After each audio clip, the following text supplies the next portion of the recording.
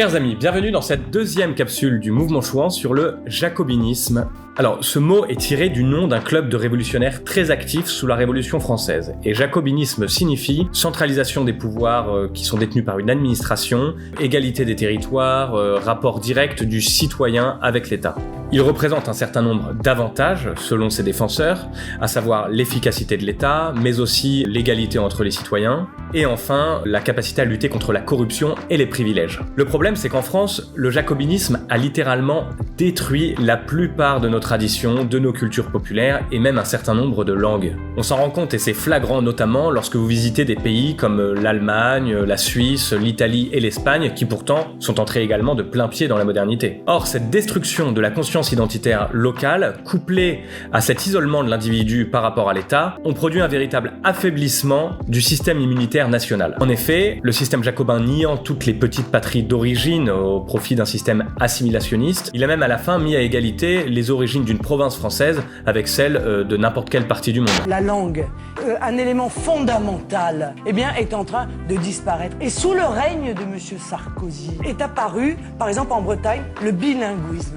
C'est-à-dire que vous allez aujourd'hui sur les panneaux routiers, vous avez non plus seulement, ce qui pouvait être compréhensible, le nom de la ville en breton, mais maintenant vous avez toute direction ou zone commerciale. C'est extrêmement grave. Pire encore, d'un point de vue anthropologique, le jacobinisme a provoqué l'asservissement et la domestication de notre peuple. En affaiblissant les communautés naturelles que sont les villages, les corporations de métiers et puis surtout, la première d'entre elles, la famille, le jacobinisme a fait que l'État est devenu, comme le dit Peter Sloterdijk, l'équivalent du père de famille. Le législateur seul devient le juge moral de l'individu et le capitalisme et la société de consommation font office de culture populaire, comme l'a bien démontré Pasolini. Alors d'aucuns me diront que depuis 1983 précisément, il y a eu des lois de décentralisation. Cependant, ce sont des mesurettes qui se sont faites au profit de collectivités locales plus ou moins fumeuses, d'un millefeuille administratif et de gabegies financières qui n'ont rien à voir avec la connexion au réel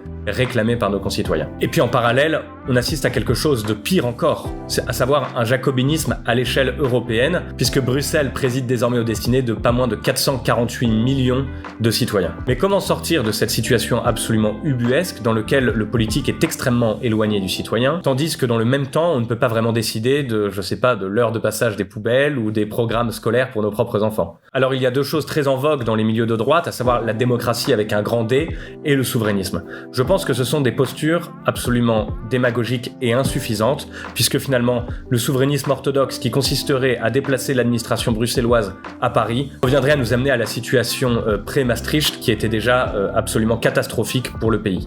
En réalité, ce qu'il faudrait déjà, c'est sortir du parlementarisme qui, comme l'ont montré Maurras et Mistral, conduit forcément à une inflation législative, à une concentration des pouvoirs qui se font évidemment au détriment de nos communautés naturelles, à savoir la famille, le village, la région, les corporations de métiers. Plutôt que ce système de représentation nationale, éloigné des préoccupations des citoyens, à la merci des partis politiques et des intrigues de lobby, il nous faudrait un pouvoir fort mais décentralisé, une sorte de dictature de salut public qui constitutionnaliserait pour autant les libertés élémentaires que l'on doit avoir en famille, pour la liberté d'entreprendre, le droit de se défendre, la propriété et un certain nombre de thèmes qui sont chers à nos concitoyens, la liberté d'expression notamment. Alors cette décentralisation ne serait évidemment pas une solution miracle, mais elle contribuerait quand même à améliorer notre quotidien, notamment s'il nous était possible d'avoir localement notre mot à dire en termes de fiscalité, d'immigration, de justice, d'aménagement du territoire, d'attribution des logements sociaux, voire de construction de logements sociaux. Pour s'en convaincre, il suffit de voir qu'il y a des quartiers ou des villes qui votent très majoritairement Emmanuel Macron pour la gauche en général et qui, lorsqu'on tente de leur imposer un centre de migrants ou certaines constructions, parviennent à se mobiliser massivement et à éviter ainsi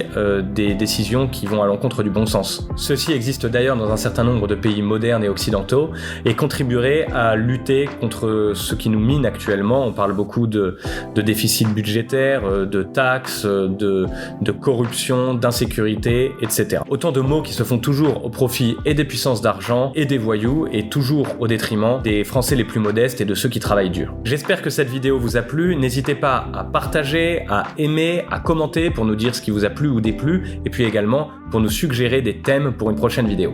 À bientôt.